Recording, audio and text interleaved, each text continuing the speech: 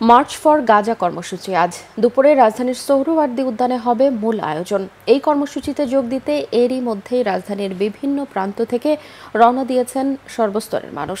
দর্শক, March for Gaza কর্মসূচির সংবাদ সংগ্রহে করছেন আমাদের স্টাফ রিপোর্টার ফজলে রাব্বি। সরাসরি চলে যাচ্ছি তার কাছে। রাব্বি, মার্চ ফর গাজা কর্মসূচির এখনকার অবস্থা সম্পর্কে আমাদের জানান। অংশগ্রহণকারীরা কি বলছেন?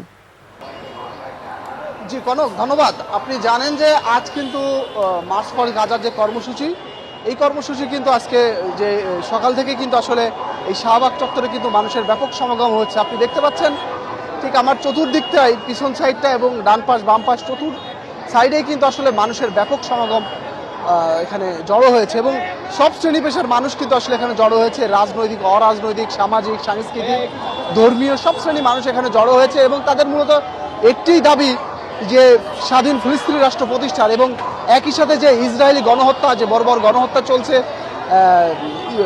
গাজাবাসীদের উপর, এই গাজাবাসীদের উপর নৃশংস হামলার প্রতিবাদেই কিন্তু তারা আসলে এখানে অবস্থান নিয়েছে এবং তারা চায় যে ইসরায়েলি এই যে বর্বর হত্যা, এই হত্যাকাণ্ডের যেন সঠিক বিচার হয়, তাদের যত আন্তর্জাতিক আদালতে তুলে তাদেরকে যেন বিচার করা যায়।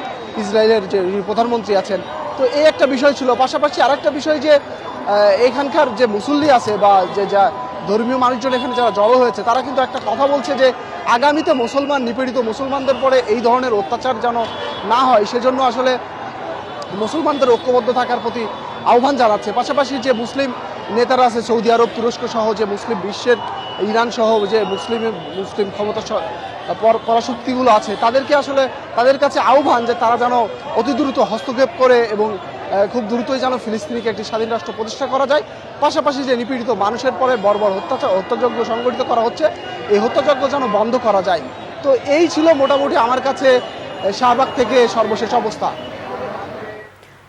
রাব্বি, আপনাকে ধন্যবাদ।